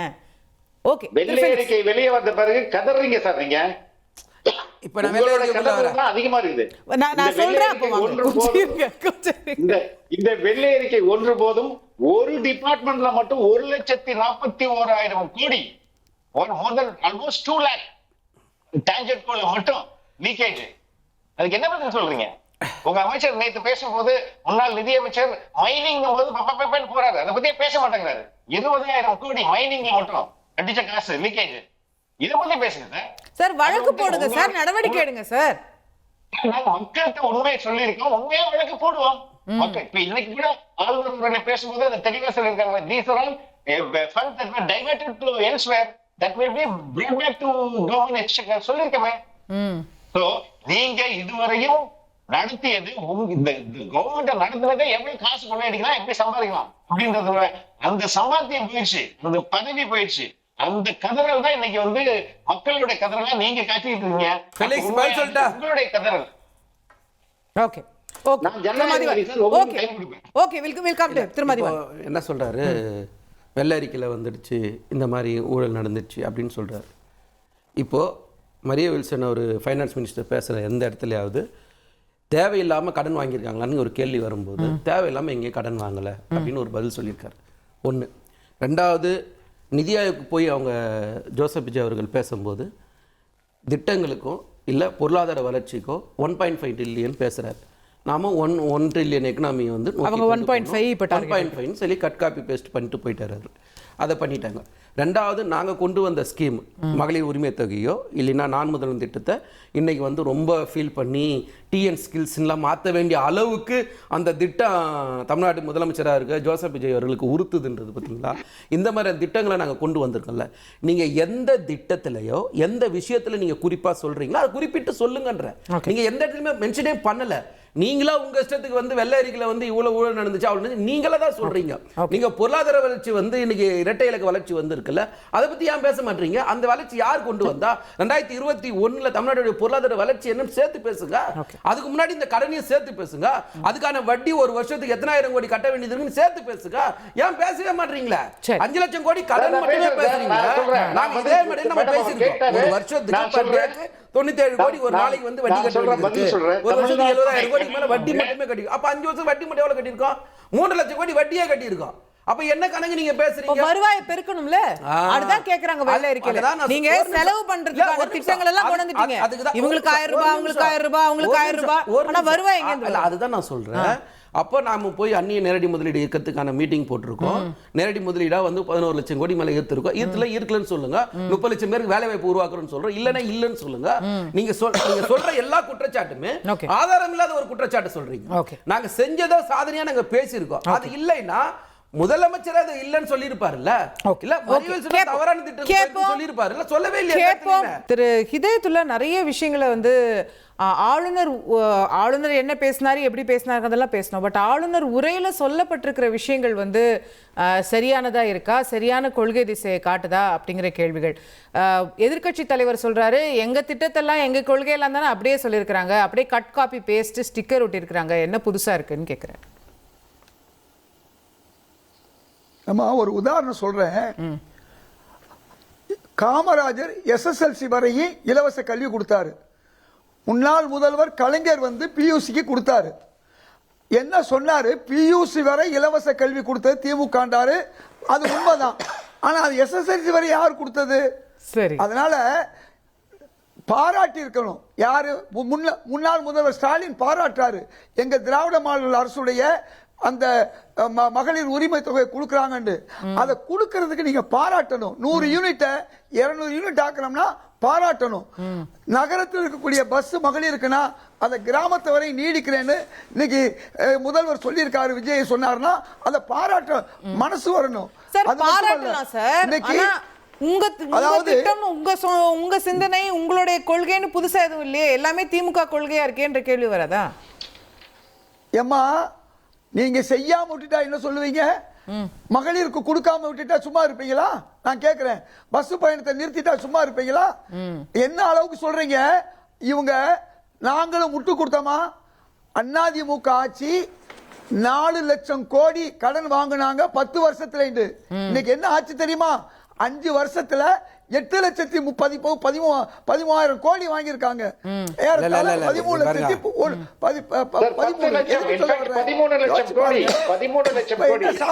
13 லட்சம் கோடி. அதான் இப்ப என்ன, அதான் இன்னைக்கு என்ன சொல்றாங்க? இவங்க 20 வாங்குவாங்க, டபுளா வாங்குவாங்க. அதை வாங்க கூடாதுன்னா லீக்கேஜ் பணம் வீணானது. நீங்க சொன்ன வருவாய் பற்றாக்குறை உயர்த்தணும். எந்த இந்த இனங்கள்ல மக்களுக்கு பிரச்சனை இல்லாம இருக்கோ அதுல வந்து வரிய போடணும் அப்படிங்கறதெல்லாம் எடுத்து சொல்றாங்க. அது மட்டுமல்ல, கான்ட்ராக்டர்கள் இருந்து வர அந்த 30 விழுக்காடு திரும்பி அரசுக்கு வரப்போகுது. அதே மாதிரி 2,400 கோடிக்கு ஒரு திட்டம் உத்தண்டியில இருந்து திருவாமூர் வரை மேம்பாலம் போட்டாங்க. அதை நிறுத்திட்டாங்க. ஏன்னா 700 கோடி அதிகமா இருக்கு. அது மக்களுக்கு தானே வருது. அப்ப நான் ஏற்கனவே சொன்ன ஒவ்வொரு விஷயத்திலும் ஊழலை ஒழிப்பதற்கு இவர்கள் துவங்கி விட்டார்கள். இதுதான் இப்ப பிரச்சனை. அப்ப ஒழிக்கும் போது முந்தின அரசு 5 லட்சம் வாங்குச்சு, இது வாங்கலைங்கிற ஒரு உண்மை தெரியுதா இல்லையா? அது மட்டுமல்ல, இதுவரை நியமிக்கப்படாத ஆசிரியர்கள் நியமிக்கிறது, ஓசூர் விமான நிலையம், மதுரை, கோவை அந்த மெட்ரோ கொண்டு வர்றது, இப்படி எல்லாத்தையும். அது மட்டுமல்ல, அதெல்லாம் மத்திய அரசு கொடுத்ததானே. 1967 புரட்சியை சொல்லிட்டு ஓசூர் விமான நிலையமா இருக்கட்டும், மெட்ரோவா இருக்கட்டும், 1977 2 பேரையும் பாருங்க. அண்ணாவையும் எம்ஜிஆரையும் பேச வச்சுட்டு இன்னைக்கு காங்கிரஸ் ஆட்சி உள்ள பணநாயகம், அதாவது ஒளிஞ்ச பணநாயகம் மீண்டும் ஒழிக்கப்பட்டிருக்கு. ஆக இன்னைக்கு ஜனநாயகம் மலர்ந்திருக்குன்னு ஆளுநர் பேசுறாரு. சரி, அப்ப காங்கிரஸ் ஆட்சிக்கு பிறகு திராவிட ஆட்சிகள்ல ஏற்பட்ட அந்த பணநாயகத்தை மாற்றி இருக்கிறார் விஜய்னு ஆளுநர் சொல்ல வச்சிருக்காங்க. இவ்வளவு நாளா ஆளுநரை பேச விடாம பண்ணது மட்டுமல்ல, சரி, பேசாத விஷயங்களையும் இந்த ஆளுநரை பேச வச்சிருக்காங்க. மற்ற மாநிலங்கள் எல்லாமும் காங்கிரஸ் ஆட்சி நடந்தது சார். தமிழ்நாட்டுல தான் ரொம்ப நாளா நடக்கல. நீங்க காங்கிரஸ் ஆட்சினாலே இல்லன்னு சொல்லமா? சரி அம்மா, இல்ல காங்கிரஸ் ஆட்சினாலே பணப்புழக்கம் இல்ல, தூய்மையான ஆட்சி பேசுவேன். சுத்தி இருக்கிற மாநிலங்களையும் பாக்குறோமா இல்லையா? நான் சொல்றது எனக்கு தனி நபரை விட கட்சி முக்கியம், கட்சியை விட மக்கள் முக்கியம். சரி, இன்னைக்கு மக்களுக்காக இந்த அரசு பல காரியங்களை செய்யுது. அது மட்டுமல்ல, இன்றைக்கு எல்லாரையும் அதாவது அரசியல்வாதிகள் இரண்டு வகை. ஒன்று மோசமானவர்கள், இன்னொன்று மிக மோசமானவர்கள். அந்த மாதிரி அடிப்படையில் ஆர்லேக்கரும் கூட விஜய் அவர்களை பதவி ஏற்க விடாம தடுத்தாரு. அவரை இன்னைக்கு பேச வச்சிருக்காரு முதல்வர் விஜய். இத பாராட்டுறதுக்கு மனசு வேணும். ஓகே, என்ன ஆச்சோ தெரியல, அண்ணன் ஒரே உண்மையா பேசுறாரு. இன்னைக்கு பாப்போம் வந்து நான் திரு மணிகண்டன் அவர்கள்ட்ட கொண்டு போடணும்னு நினைக்கிறேன். உண்மையை தவிர எதுவும் பேசுறது இல்லமா? ஓகே ஓகே, வரேன். திரு மணிகண்டன், இதுல ஒரு பக்கம் இது எங்களோட திட்டம், அதை ஸ்டிக்கர் ஒட்டி இருக்கிறாங்கன்னு எதிர்கட்சி தலைவர் சொல்றாரு. அதிமுக வந்து இங்க திட்டமே இல்லை, ஒண்ணுமே இல்லை, ஆளுநர் உரையிலன்னு சொல்றாங்க. அவங்க சாதிவாரி கணக்காய்வு செய்வோம்னு சொல்றாங்க. நம்ம மத்திய அரசுக்கு எதிராக நாங்கள் உச்சநீதிமன்றம் வரை போவோம்னு சொல்றாங்க. காவிரி பிரச்சனையை பேசுறாங்க. இதுல எதுவுமே இல்லை, ஆளுநர் உரையிலன்னு சொல்வது எப்படி? நீங்க கேட்ட கேள்விக்கு வரமா, அதுக்கு முன்னாடி பெலிக்ஸ் பாஸ், நீங்க வரத்துக்கு முன்னாடி உங்க அரசாங்கத்துக்கு எப்படிலாம் கம்பி கட்டினேன், நீங்க திமுகவும் அதிமுகவும் ஒன்னா சேர்ந்து ஆட்சி அமைக்குதுன்னு தேர் எழுத்து தெருவில் விடுறீங்களே, உன் பேச்சுக்கா இனிமேல் நான் உங்களுக்கு சப்போர்ட்டா பேச மாட்டேன் போங்க. இதுல மரபு மீறப்பட்டது அப்படின்னு அப்புறம் பாஸ் நானும் உண்மை பேசுவேன் பாஸ். விஷயத்துக்கு வரேன். அதாவது இது தமிழ் தாய் வாழ்த்து அப்படின்னு இந்த மொழியை இங்க ஒரு பிரச்சனையாக்கிமா திமுக என்னென்ன அட்டூழியங்களை சட்டசபையில பண்ணிச்சு அப்படிங்கிறது தெரியும். தமிழ் தாய்ங்கிறது தமிழ்நாட்டில் இருக்கிற ஒவ்வொருத்தருக்கும் வலதுகன், இந்திய தாய்ங்கிற பாரத மாதா ஒவ்வொரு தமிழனுக்கும் இடதுகன். அதனால இது வந்தே மாதரமோ இல்ல தேசிய பாடலோ எத்தனை முறை வேணாலும் பாடலாம், அதுல எந்த தப்பு இல்லாம அதை வச்சு எப்பயுமே ஒரு பிரச்சனை பண்ணாங்க. அத ரொம்ப அழகா அற்புதமா நீங்க இப்படி எவ்வளவு அழகா பாராட்டுறீங்க, இந்த மாதிரி அதிமுக பொதுச் செயலாளர் பாராட்டலையே. நான் அதிமுகவில் எந்த பொறுப்புலையும் இல்லையா, அதனால பாராட்டலாம், பிரச்சனை இல்லை. சரி, இல்ல பட் என் கொஸ்டின் அதுதான். ஆளுநர் உரையில ஒண்ணுமே இல்லைன்னு சொல்றது திமுகவை என்னடானா எங்க திட்டங்கள்லாம் அவங்க காப்பி பேஸ்ட் பண்றாங்கன்னு சொல்றாங்க. ஆனா நீங்க வந்து திட்டமே இல்லைங்கிறீங்க. இல்லம்மா, நீங்க கேட்ட கேள்விக்கிறம்மா, அதாவது ஆளுங்கட்சியுடைய ஆளுநர் உரையில ஒண்ணுமே இல்லை, வெத்துக்கு ஆயுதங்கிறது, பட்ஜெட்டை உப்பு சப்பு இல்லாத பட்ஜெட்டுங்கிறது இது வழக்கமான அணுகுமுறைமா. என்ன பாராட்டுவாங்களா? எதிர்கட்சியா இருக்கிற ஒரு கட்சி மிகச்சிறந்த ஆளுநர் உரை, இந்த மாதிரி ஒரு உரையை நாங்க பார்த்ததில்ல அப்படின்னு யாராவது பாராட்டுவாங்களா? லெட் இட் பி பிராக்டிகல்மா. அர்லேக்கர் அவர்கள் இந்த தமிழக கவர்னரா பதவி ஏற்கிறப்ப இதே முதல்ல பாத்தீங்கன்னா தேசிய பாடலும் வந்தே மாதரமும் பாடப்பட்டு மூணாவதா தமிழ் தாய் வாழ்த்து பாடப்பட்டப்ப முதலமைச்சரா இருந்த ஒரு பேர் முத்துவேல் கருணாநிதி ஸ்டாலினாமா இல்ல வேற ஏதாவது பேரான்னு தம்பி மதிவானங்கிட்ட கொஞ்சம் கேட்டு சொல்லுங்கம்மா. இப்ப உத்தரப்பிரதேசம் மாதிரி இருக்குதுன்னு சொல்றாரு தம்பி, திமுக தம்பி. எனக்கு ஒரு மாசத்துக்கு முன்னாடி வரைக்கும் தமிழ்நாட்டை பார்த்தா பீகார் மாதிரி இருக்குதுமா. 2021 எடப்பாடி பழனிசாமி இருக்கிற வரைக்கும் பார்த்தா குஜராத் மாதிரி இருந்ததுமா. இவங்க தாமா அதை பீகார் ஆக்கினாங்க. இப்ப அதுக்குள்ள எப்படி ஒரு மாசத்துல சொல்றாங்கம்மா. குஜராத் பீகார்ல அவங்ககிட்ட கேட்போம். அதிமுக எம்எல்ஏவே 15 பேர் ஆப்சென்டாமே, என்ன விஷயம்? அதாவது சனிக்கிழமை, இன்னைக்கு என்ன வெள்ளிக்கிழமையா, ரெடியா இருப்பாங்க பொட்டி படுக்கையோட பாத்தீங்கன்னா அந்த பனை ஒரு விக்கெட் கேட்டு போய் எல்லாம் உட்காந்துருப்பாங்க. இப்ப ஏமா அமெரிக்கன் எம்பசில இந்த ஆள் பிடிச்சி கொடுத்தா பாத்தீங்கன்னா தலைக்கு 10,000 கொடுக்குற மாதிரி இப்ப பாத்தீங்கன்னா அந்த பனை ஒரு விக்கெட் கேட்டுக்கு முன்னாடி எல்லாம் பெரிய கியூ இருந்தே நிக்குதான். ஒரு ஆளுக்கு போய் ஆள் பிடிச்சி கொடுத்தா 10,000 ரூபாய், அவங்க இடம் பிடிச்சி கொடுத்தா 15 பேர் அங்கதானா? அப்போ போங்க, பரலோகம் தான். அங்க போய் என்ன கிடைக்க போகுது? அவர் நீங்க ஃபீஸ்ட் போடுவார் நினைச்சிட்டு போறீங்க, அவர் பீஸ்ட். அண்ணா நீங்க ஆரம்பத்துல பேசுறதுல பார்த்து நீங்களுமே கியூல நிக்கிறீங்களோன்னு நினைச்சேன் நான். இல்ல அப்படி நான் தான் சொல்லேன், அதெல்லாம் இல்லம்மா. ஒரு விஷயம், சொந்த கட்சிக்கு துரோகம் பண்ணிட்டு அந்த கட்சி தோல்வி வரும்போது அந்த கட்சியிலிருந்து எந்த பக்கம் போனா டெண்டர் கிடைக்கும், எந்த பக்கம் போனா வாரியம் கிடைக்கும், எந்த பக்கம் போனா அமைச்சர் பதவி கிடைக்கும், எந்த பக்கம் போனா நாம மீடியாவில் புகழோட இருப்போம், பணத்தை நப்புவோம், பாக்கெட்டை நப்புவோம்னு போறவங்க கிட்ட திரு விஜய் அவர்கள் மிக மிக கவனமா இருப்பார் நம்புறேன். பாவம் எல்லாம் வீணா போக போறாங்க. இன்னும் ஒரு விஷயத்தை சொல்லிடுறோமா, நான் ஆளுநர் உரையில் எதிர்பார்த்தது மரியாதைக்குரிய முதலமைச்சரா இருக்கிற விஜய் அவர்கள் அன்னைக்கு சொன்னார் SFF, அந்த SFF பத்தி ஏதாவது ஒரு அறிக்கை வரும்னு எதிர்பார்த்தோமா. ஸ்டாலின் ஃபேமிலி ஃபண்ட் 30%, அதுக்கு ஒரு தனியான இது அமைக்கப்படும். ஏன்னா அந்த 30% நீங்க மீட்டுட்டீங்கன்னாவே, ஸ்டாலினோட ஃபேமிலி ஃபண்டை மீட்டிங்கனாவே தமிழ்நாட்டோட பாதி பிரச்சனை தீர்ந்து போயிடும், பஞ்சம் தீர்ந்து போயிருமா. ஊழல் அமைச்சர்கள், நீங்க இப்ப இவருக்கு அமைச்சார பெலிக்ஸ், அந்த மாதிரி இந்த ஊழல் அமைச்சர்களுக்கு போன தடவை ஸ்டாலின் சொன்னார, நான் வந்த உடனே கொடநாடு உண்மை குற்றவாளிகளை முன்னாடி நிறுத்துவேன், ஜெயலலிதா மரணத்தில் இருக்கிறவங்க கதை விட்டு போனார், அந்த மாதிரி இல்லாம செயல்படுத்துங்க. முன்னாள் அமைச்சர்கள் போன ஆட்சியில் இருந்தவங்க பண்ண ஊழலையும் SFF fund, Stalin family fund 30% bro மரியாதைக்குரிய எங்க முதலமைச்சர் ப்ரோ, அது இன்னைக்கு அறிக்கையில சொல்லுவீங்கன்னு எதிர்பார்த்த பெருத்த ஒரு ஏமாற்றம் இருக்குது. ரெண்டாவதுமா, அமெரிக்காவில் கூட சாத்தியம் இல்லாத தாய்மாமே சீர் 1 பவுனு, இந்த இது என்னது மச்சனஞ்சீர் 1/4 பவுனு 2500 ஒத்துக்குங்க பாஸ். நான் பொருளாதார ரீதியில சொன்னமா விடுமா. நான் என்ன சொல்றேன்னா, மரியாதைக்குரிய ஒரு புது ஆட்சி கொண்டு வரேன்னு நினைக்கிறீங்களா, இதெல்லாம் சாத்தியம் இல்ல. ஏதோ ஆட்சிக்கு வரமாட்டேன்னு நினைச்சு விட்டு சொல்லிட்டேன், இதை விட்டுருங்க, நான் ஒரு நல்ல ஆட்சி கொடுக்குறேன்னு வெளிப்படையா ஒத்துக்க சொல்லுங்க, அது நல்லதுமா.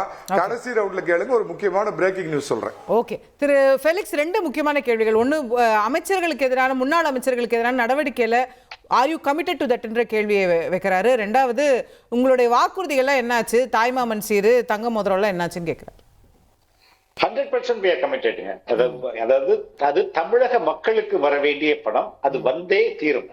அதை வசூலிப்பது தாவேக அரசின் கடமை. அதைத்தான் இந்த இன்றைய ஆளுநர் உரையிலும் தெளிவாக சொல்லப்பட்டிருக்குது. இரண்டாவது, ஒரு அரசியல் நாகரிகம் கருதிதான் இந்த ஸ்டாலின் ஃபேமிலி ஃபண்ட்னு சொல்லாம அது லீக்கேஜ் அப்படின்னு சொல்லியிருக்கோம். அந்த லீக்கேஜ் அரெஸ்ட் பண்றது என்ன அரெஸ்ட் பண்றது, அந்த பக்கம் போற காசை அரெஸ்ட் பண்றதுதான். டான்ஜெட் கோவா இருக்கட்டும், டிரான்ஸ்போர்ட் டிபார்ட்மெண்டா இருக்கட்டும், லிக்கர்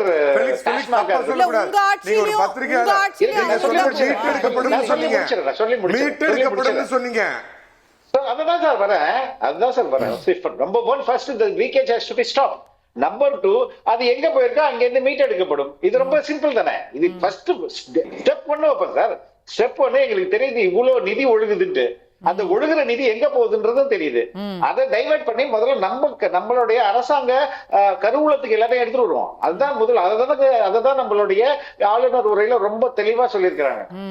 இரண்டாவது, எல்லா நலத்தையும் இப்போ இந்த பட்ஜெட்ல கூட இந்த வெள்ளை அறிக்கையில கூட ரொம்ப தெளிவா சொல்லியிருக்காங்க. 1,20,000 கோடி இருந்தா போதும் இந்த நலத்திட்டங்கள் எல்லாத்தையும் செய்ய முடியும். இந்த வெள்ளை அறிக்கையில 1,20,000 கோடி எவ்வளவு தெரியுமா? அதான் மேடம், நீங்க டான்ஜெட் கோல போனதே 2 லட்சம் கோடி. அதை பாருங்க, நானு டான்ஜெட் கோல போனதே 2 லட்சம் கோடி ஒரு டிபார்ட்மெண்ட்ல. அது இல்லாம பத்திரப்பதிவுத்துறை இருக்குது. அததான் பண்ண ஆரம்பிக்கிறேன் சார். 1 மாசம் கூட டைம் ஆகல. நாங்க சொல்றோம், டான்ஜெட் கோட்ல மட்டுமே 2 லட்சம் கோடி போயிருக்குங்க. அது மாதிரி எல்லா டிபார்ட்மெண்ட்ல எத்தனை ஆயிரம் கோடி போயிருக்கு. மெட்ரோ வாட்டர், அர்பன் டெவலப்மெண்ட், அதுக்கப்புறம் பத்திரப்பதிவுத்துறை, எல்லா துறையும் இருக்குல்ல. இந்த லீக்கேஜ் சரி பண்ண, அதான் சொல்றோம். வித்வுட் எனி, இப்ப நேற்று அறிக்கையிலேயே நார்மலா என்ன சொல்றாங்க, நம்மள்ட்ட காசு இல்ல, உடனே வரியை ஏத்து, புதிய வரியை போடு அப்படின்னு. அது மாதிரிலாம் எதுவுமே சொல்லலையே. With the existing setup we will clean this mess. Okay. இந்த மெஸ்ஸை கிளீன் பண்ணாலே போதும், we can do all the welfare. But என்னன்னா, இவங்களுக்கு அகைன் கதறல் தான் இங்க பிரதானப்படுது. எப்ப பண்ணிடுவாங்களோ எல்லா சாத்திய கூறுகளும் இருக்கு. நாங்க ஏதோ கற்பனையில நீங்க என்ன சொல்றீங்கன்னா, வரியை ஏத்த மாட்டீங்க, ஆனா கொடுத்த வாக்குறுதிகள் எல்லாம் நிறைவேற்றுவீங்க. அது எப்படி நிறைவேற்றுவீங்கன்னா, ஊழல் ஒழிப்பின் மூலம், இல்ல இந்த லீக்கேஜஸ் எல்லாம் தடுத்து அரசுக்கு பணம் வந்தாலே நீங்க இந்த வாக்குறுதிகளை நிறைவேற்ற முடியும் நம்புறீங்க. பண்ணிட முடியும். அதுதான் இந்த வெள்ளை அறிக்கை சொல்லுது. ஓகே, இந்த வெள்ளை அறிக்கை சொல்றது என்ன, இந்த லீக்கேஜஸ் சரி பண்ணலாம். ஓகே, அதுக்கப்புறம் ரிஃபார்ம்ஸ் இன்ட்ரோடியூஸ் பண்ணுவோம். இப்ப ஃபார் எக்ஸாம்பிள் பத்திரப்பதிவு துறையில உங்களுக்கு கைட்லைன் வேல்யூக்கும் மார்க்கெட் வேல்யூக்கும் சம்பந்தமே இல்லாம இருக்கு. ரைட். கைட்லைன் வேல்யூ நகர்ப்புறங்கள் இல்லாம கிராமப்புறங்கள ரொம்ப ரொம்ப ரொம்ப குறைவா இருக்குது. அது எப்ப போட்ட கைட்லைன் வேல்யூ தெரியாது. சோ இப்படி எல்லாம் ஆப்ஷன்ஸ் இருக்கு. இதை அவர்களும் செய்திருக்கலாம், அந்த கவர்மெண்ட் செஞ்சிருக்கலாம். ஆனா அவங்களுக்கு அந்த வில் இல்ல, அந்த விஷன் கிடையாது. அவங்களுடைய விஷன் எல்லாமே லூட்டிங் லூட்டிங் லூட்டிங். அதனாலதான் தமிழ்நாடு இந்த லெவல்ல வந்து நிக்குது. அதற்கான மாற்று தான் தாவேகா கொண்டு வர போகுது. திருமதிவன் இல்லை, இப்போ தேர்தல் பொதுக்கூட்ட மேடையில் ஜோசப் விஜய் அவர்கள் பேசின வார்த்தைகள்லாம் இன்னைக்கு வந்து ஃபெலிக்ஸோ இல்லைன்னா தென்னமரத்தில் ஒரு குத்து பனைமரத்தில் ஒரு குத்துன்னு கொடுத்துன மணிகண்டன் சாருக்கோ வந்து புரிஞ்சுக்கணும். ஏதோ ஸ்டாலின் ஃபண்டு ஏதோ ஒன்று சொன்னார் அவர். அந்த ஃபண்டு 30% வந்து எதன் அடிப்படையில் சொன்னீங்கன்றது இந்த நிமிஷம் வரைக்கும் யாரும் சொல்ல மாட்டீங்க. அது எங்கேருந்து போச்சுன்னு சொல்ல மாட்டீங்க. சும்மானா தேர்தல் பிரச்சாரத்துக்காக பொய்யான வாக்குறுதி கொடுத்து ஆட்சியை பிடிச்ச மாதிரி பொய்யா பேசி தான் தாவேகா தலைவர் விஜய் வந்து ஆட்சியை பிடிச்சார். அதை முதல்ல உணரணும். அதை உணராமல் நீங்கள் பேசக்கூடாது, ஃபஸ்ட்டு விஷயம். ரெண்டாவது, அன்னைக்கு அவர் பேசும்போது லாண்டன் ஆட்சிக்கு வந்த உடனே பெண்கள் பாதுகாப்புன்னு பேசினார். இன்றைக்கி எத்தனை பாலியல் வழக்குகள், இன்றைக்கி எத்தனை ஃபோக்சோ வழக்குகள் பதிவு செய்யப்பட்டிருக்கு? அது எங்கேயாவது தாவேகா தலைவர் விஜய் வந்து பேசுகிறாரு. அதை பற்றி பதில் சொல்ல தயாராக இருக்காரா? இல்லை ஃபெலிக்ஸ் பதில் சொல்ல அதெல்லாம் தடுக்கிறது தானே இப்போ இந்த சிங்க பெண்களை அடுத்த நடவடிக்கைகள் எடுக்கிறாங்க. ஃபெலிக்ஸ் நீங்க பேசும்போது ரெண்டாவது ஒரு லைன் நான் குறிக்கல. நீங்க அப்படி என்னதான் பேசுறீங்க நானும் முடிவு பண்ணிட்டேன். இருங்க வர நீங்க என்னதான் பேசுறீங்கன்னா ஜோசப் விஜய் மாதிரியே பொய் மட்டும் தான் பேசுனீங்க. தேர்தலுக்கு முன்னாடி என்ன பொய் பேசினாரோ அதை இன்னைக்கு ஃபெலிக்ஸ் பேசினாரு. 30% ஓட்ட லூட்டு என்னங்க இதெல்லாம் வார்த்தைன்னு எனக்கு புரியல. நான் என்ன கேட்கறேன்னா, நிர்வாகத்தில் நீங்க இருக்கீங்க சார், தயவு செஞ்சு புரிஞ்சுக்கீங்களா? இதே பேய் கதை ரொம்ப நல்லா ஓட்ட முடியாதுங்க, தயவு செஞ்சு புரிஞ்சுங்க. ரெண்டாவது, அதே மாதிரி வந்து கடன் பத்தி பேசுறாரு. நான் என்ன சொல்றேன்னா, 2011 திமுக ஆட்சியை கொடுத்துட்டு போகும்போது 1.14 லட்சம் கோடி தான் தமிழ்நாடு அரசாங்கத்துடைய கடன். சரி, திரும்ப ஆட்சி எங்க கிட்ட கொடுக்கும்போது 4.8 லட்சம் கோடி 10 வருஷத்துல வர 4 லட்சம் 3 லட்சம் கோடி. அதுக்கு தான் நான் சொன்னேன், அதுக்கு வட்டி மட்டுமே எத்தனை லட்சம் கோடி வருதுன்னு கணக்கு போட்டு தெளிவா சொல்லியாச்சு. உங்களுக்கு புரியல? அதுக்கு முன்னாடி 1 லட்சம் கோடிக்கும் வட்டி கட்டிருப்பாங்கல்ல அவங்க. எல்லாத்தையும் கணக்கு போட்டு கணக்கு சார் 10 வருஷத்துல 4 லட்சம் கோடி. ஒரு நிமிஷம், 5 வருஷத்துல அடுத்த 6 லட்சம் கோடி. ஒரு நிமிஷம். அதே ஈக்குவல் நேரத்தில் அதுக்கான ஸ்கீம்ஸ் எங்கேயாவது தப்பான வழியில போயிருக்கான்னு கேட்டா உங்க ஃபைனான்ஸ் மினிஸ்டர் தான் சொன்னாரு அந்த மாதிரி தப்பான வழியில எங்கேயும் போகலன்ட்டு. இப்ப எதை இல்லங்க அப்படி சொல்லல, அப்படி சொல்லவே இல்ல. எங்க இருங்க ஃபெலிக்ஸ், வேணா இந்த வீடியோ திரும்ப ஃபெலிக்ஸ் இருங்க ஃபெலிக்ஸ் இருங்க பதறா. ஏங்க உங்களை ஒண்ணுமே பண்ண ஆரம்பிக்கலங்க, அதுக்குள்ள ஏங்க கொஞ்சம் இருக்குல்ல, கதறாதீங்க, கொஞ்ச நேரம் இருங்க. அவர் பேசின வீடியோவை போய் பாருங்க, அவர் பேசின வீடியோ திரும்ப போய் பாருங்கன்ட்டு அதை பார்த்துட்டு வந்து என்கிட்ட பேசுங்க. திரும்ப அது புக்கை மட்டும் வச்சுக்காதீங்க. புக்கில் இருந்து மட்டுமே அவர் பேசிட்டு போனா நீங்க நினைக்காதீங்க. பத்திரிகையாளர் சந்திப்பில் கேள்வி கேட்டாங்கல்ல, அந்த கேள்விக்கு என்ன பதில் சொன்னார்னு போய் பார்த்துட்டு வந்து பேசுங்க. சரிங்களா? நிதி ஆயோக் கூட்டத்தில் போய் பேசுறீங்கல்ல, அங்க என்ன பேசிட்டு வந்தீங்கன்னா தயவு செஞ்சு பார்த்துட்டு வந்து பேசுங்க. அதை பத்திரிகையாளர் சந்திப்பில் நீங்க ஒரு பிரஸ் ரிலீஸ் கொடுத்தீங்கல்ல, பத்திரிகையாளர் சந்திக்காம போறாருல்ல ஜோசப் விஜய் அவர்கள், ஒரு பிரஸ் ரிலீஸ் கொடுத்தீங்களா, அதுல என்ன கொடுத்துருக்கீங்க தயவு செஞ்சு படிச்சுட்டு வந்து பேசுங்க. பொத்தாமதும் பேசவே பேசாதீங்க. நாங்க கேட்கறது, உங்களுக்கு மக்கள் ஓட்டு போட்டாங்க. நீங்க தேர்தல் மேடையில் என்ன சொன்னீங்க? பாதுகாப்பு கொடுப்பேன்னு சொன்னீங்க. பாதுகாப்பு பத்தி இன்னைக்கு எங்க பேச தயாரா இருக்கீங்க? நான் உங்ககிட்ட போன மேடையிலே நான் கேட்டேன், சிங்கப்பெண் அதிரடிப்படை ஒருத்தரை கைது பண்ணா ஐஓ யாரு, இன்வெஸ்டிகேஷன் ஆபீசர் யாரு, எஃப்ஐஆர் யாரு போடுவா, யார் விசாரிப்பா, யாருங்கிறதுல கேள்வி கேட்டேன். இது வரைக்கும் பதில் இல்ல. அவங்களுக்கு எங்க ஸ்டேஷன் இருக்கா, அவங்களுக்கு என்ன மாதிரியான, இன்னைக்கு அவங்களுக்கே பாதுகாப்பு இல்லாத சூழ்நிலை நீங்க இருக்குங்க. நீங்க அதை பத்தி யாருமே பேச தயாராவே இல்ல. மின்வெட்டை பத்தி பேச தயாராவே இல்ல. நிர்வாகத்தை பத்தி நீங்க பேச தயாரா இல்ல.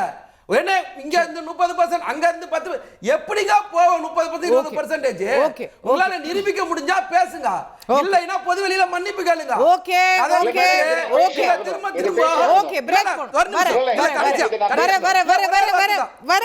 வர இல்ல, நிறைய கேள்வி கேட்டீங்க, நம்ம பதில் சொல்ல டைம் கொடுக்கணும். மணிகண்டன் பதில் சொல்லணும். மொழி வச்சு அரசியல் பண்ணோம் அப்படின்னு ஒரு வார்த்தை சொன்னார். நாங்க வந்து தெளிவா ஒரு விஷயத்தை நல்லா புரிஞ்சுங்களேன். இந்தியான்ற ஒரு நாடு உருவாகிறதுக்கு முன்னாடி நான் தமிழன். அவர் அதை மறந்துடக்கூடாது. இந்தியான்ற நாடு அதுக்கப்புறம் தான் உருவாச்சு, அதுக்கப்புறம் தான் சமஸ்தானங்களை இணைச்சிங்க, அதுக்கப்புறம் நாட்டா மாத்தினீங்க, என்னவோ செஞ்சீங்க. அப்ப இணைக்கும் போது மணிகண்டன் ஒரு நிமிஷம், மணிகண்டன் வராதீங்க, நீங்க பேசும்போது அமைதியா இருங்க. மணிகண்டன் நீங்க பேசும்போது நான் அமைதியா இருங்க. மணிகண்டன் மணிகண்டன் அமைதியா இருந்தா நீ அமைதியா இருங்க, உங்க சுற்று வரும்போது பேசுங்க. மொழியை வச்சு அரசியல் பண்ண வேண்டிய அவசியம் முதல்ல எங்களுக்கு இல்லை. நீங்கள் செஞ்ச தப்பை நாங்கள் சுட்டி காட்டணும். நீங்கள் வந்து பிஜேபி மாதிரி நாங்கள் இங்கே மத கலவரத்தை உண்டு பண்ணலை, பிஜேபி மாதிரி கோயில்களை போய் இடிக்கலை, இன்னைக்கு வரைக்கும் எந்த பூமியில எது இருக்குன்னு போய் நாங்க நோண்டிக்கின்னு இல்லை. சரி. அங்க கோயில் இருந்ததா, மசூதி இருந்தா, சர்ச்சுன்னு நாங்க போய் நோண்டி அங்க மக்களை வந்து கஷ்டப்படுத்தல.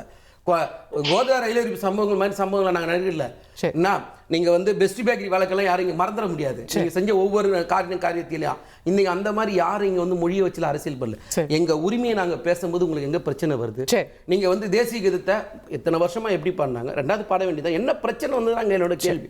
அது அவசரமா பிஜேபி கிட்ட நீங்க நல்ல பேர் வாங்கணுன்றதுக்காக, நீங்க வந்து சிபிஐல இருக்கிற உங்க வழக்குல இருந்து உங்களை தப்பிச்சுக்கிறதுக்காக, நீங்க பாதிக்கப்பட்டு கூடாதுன்றதுக்காக நீங்க வந்து ஆளுநர் சொல்றதெல்லாம் பிஜேபி சொல்றதெல்லாம் நீங்க செஞ்சிட்டு இருக்கீங்க. Okay okay. திரு ஃபெலிக்ஸ் நிறைய கேள்விகளை முன் வச்சிருக்காரு. சிபிஐ வழக்குக்கு பயந்து பிஜேபி மேல சாஃப்ட் அப்ரோச் எடுக்கிறீங்கன்னு சொல்றாரு. உங்க பாரு. சரி, அவர் நிறைய குற்றச்சாட்டுகளை வச்சு போனாரு. சிங்கப்பெண்ல இருந்து நான் ஆரம்பிக்கலாம்னு நினைக்கிறேன். இது என்ன, அதாவது இந்த மாதிரியான விவாதங்களை, இந்த மாதிரியான ஆர்குமெண்ட்ஸை எடுத்து சொல்றவங்களுக்கு, அதை ஃப்ளோட் பண்றவங்களுக்கு பேசிக் அண்டர்ஸ்டாண்டிங் இருக்குதான்னு தெரியல. யாரால இங்க எஃப்ஐஆர் போட முடியும்? டிஜிபிக்கு எஃப்ஐஆர் போடுற அவருக்கு அந்த பவர் இருக்கா? இல்ல கமிஷனர் இருக்கா? ஏடிஜிபிக்கு இருக்கா?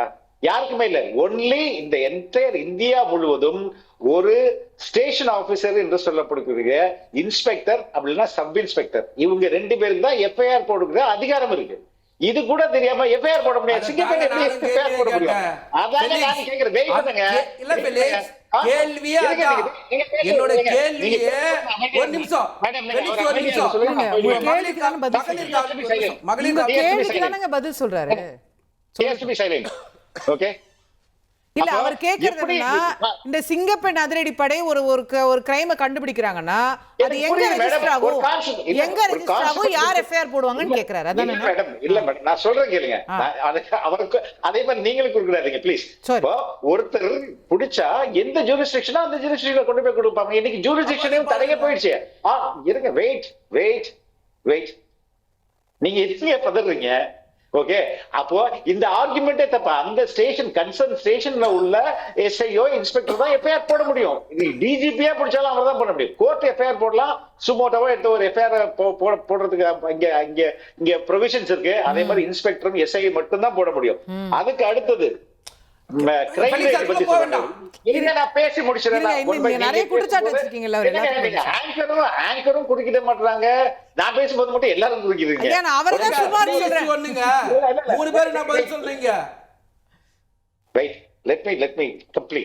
அதுக்கு அடுத்தது கிரைம் ரேட் சொல்றீங்க. எங்க கிரைம் ரேட், கிரைம் நடப்பதை நீங்க எப்படி அப்ரோச் பண்றீங்க, நாங்க எப்படி அப்ரோச் பண்றோம்? அந்த குற்றம் நடந்தது விதின் ஃபியூ ஹவர்ஸ்ல எல்லாருமே அரெஸ்ட் செய்யப்படுறாங்க. அது போல சார்ஜ் ஷீட் போட, எஃப்ஐஆர் போடப்படுது. எஃப்ஐஆர் போடுவீங்களா நீங்க? லாஸ்ட் டைம் எஃப்ஐஆர் லீக் பண்ணி விடுவீங்க. அடுத்தது யாரும் கம்ப்ளைண்ட் வந்துடக்கூடாதுன்னு நீங்க அதுக்கு குற்றவாளியே பல நான் பேசி முடிச்சேன். நீங்க சொல்றீங்க இல்ல ஒரு வழக்கு நீங்க குறிப்பிட்டு சொல்றீங்க. அண்ணா யூனிவர்சிட்டி வழக்கு பாருங்க.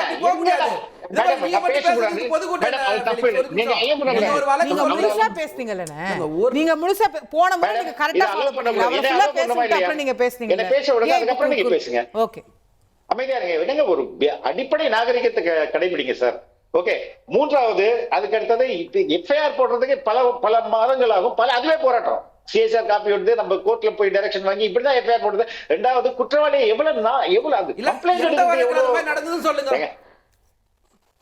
விளாத்திக்குளம் வழக்குல கம்ப்ளைண்ட் எடுக்கிறதுக்கு எவ்வளவு நேரம் ஆச்சு? இந்த ஜூரிஸ்டிக்ஷன் போ, அந்த ஜூரிஸ்டிக்ஷன் எவ்வளவு சொன்னீங்கல்ல நீங்க.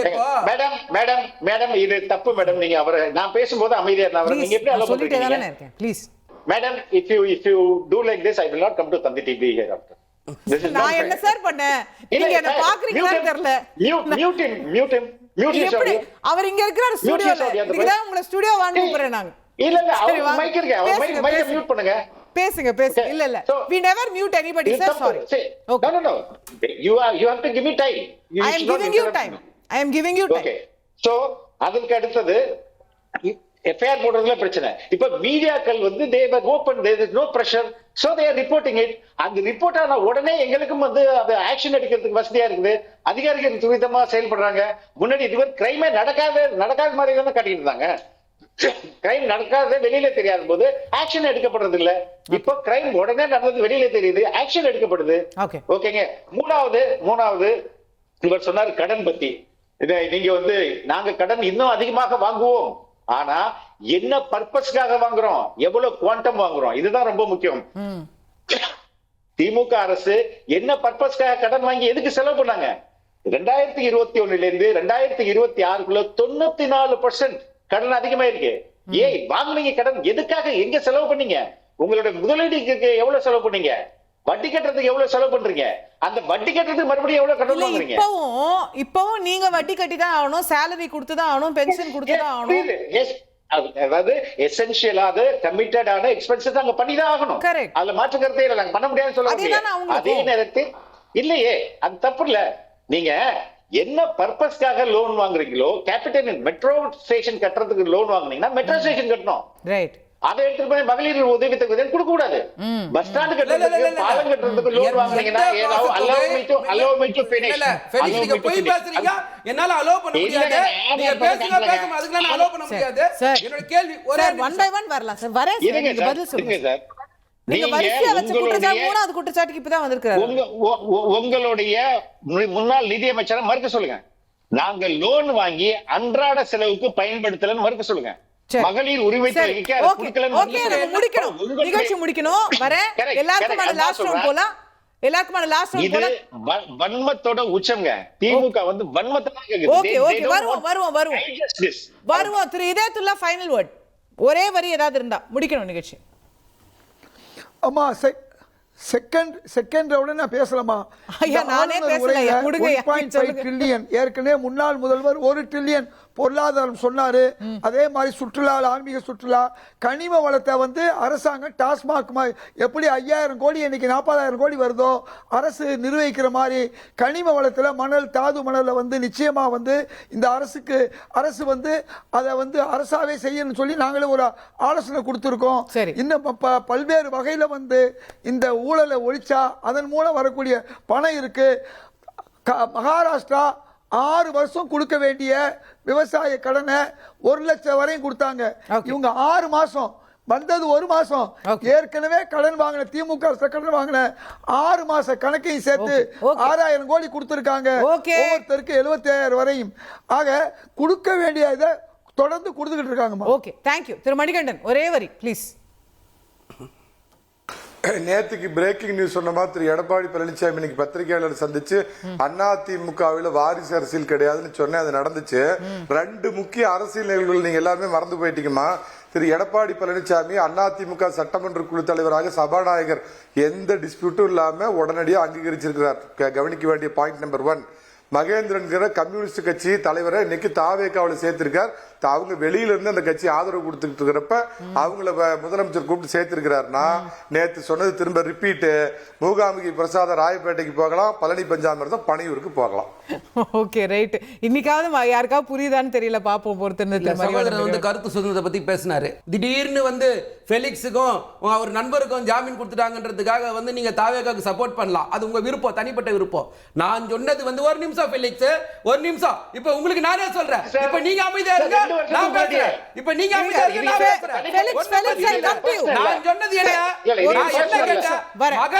மகளிர் காவல் நிலையத்துல ஒரு கம்ப்ளைண்ட் கொடுத்தீங்கன்னா அவங்க எஃப்ஐஆர் போட முடியும். அப்ப அவங்களுக்கு பவர் இருக்கு.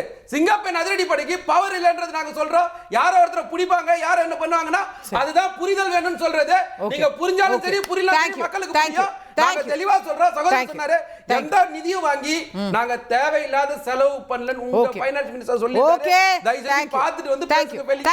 Thank you. Only Felix now. எல்லாரோட டர்னும் முடிஞ்சாச்சு. Final words and then I'm wrapping the show. Thiru Felix. உண்மையில் அவர் சொல்றது மாதிரி பினான்ஸ் மினிஸ்டர் அப்படி சொல்லல. தேவையில்லாத செலவுகள் பண்ணாங்கன்னு வந்தது தப்பான ரிப்போர்ட். இந்த 120 பக்கம் வெள்ளை அறிக்கையில ரொம்ப தெளிவா இருக்கு எப்படியெல்லாம் தவறுதலா இந்த ஃபண்டை பயன்படுத்தி இருக்காங்க அப்படின்றது. 2வது, உண்மையான இந்த அரசு சரியான திசையில் நோக்கி போகிறது. எதிர்காலம் எப்படியெல்லாம் இருக்க போகிறது, எதிர்காலம்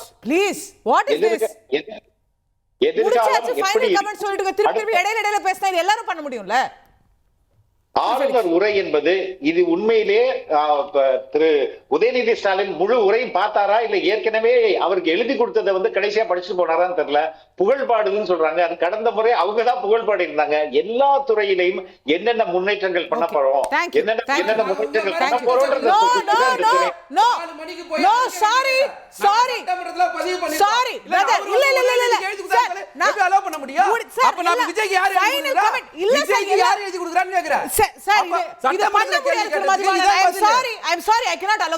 எல்லாருக்கும் கடைசி வாய்ப்பு சொல்லி அவங்க 2 பேரும் அமைதியா இருக்காங்களா? அவங்க சும்மா அமைதியா இருக்காங்களா?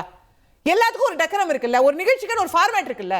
நம்ம எப்ப வேணா பேசுவோம்னா எப்படி நீங்க ஆங்கர் பண்ணுங்க, நான் அமைதியா இருக்கேன். நீ கூட தெரியாதுங்க டிஎம்கேக்கு டெக்கரம் இல்ல. அத பத்தி பேசுறது ஃபெலிக்ஸ் என்ன இருக்குன்னு கேக்குறேன் சார். இல்ல டிஎம்கே பத்தி பேசுறதுக்கு ஃபெலிக்ஸ் என்ன இருக்குன்னு கேக்குறேன். இல்ல திரு Felix don't get into new arguments. நீங்க சொல்றது உங்களுக்கு அந்த தார்மீக உரிமை இல்ல.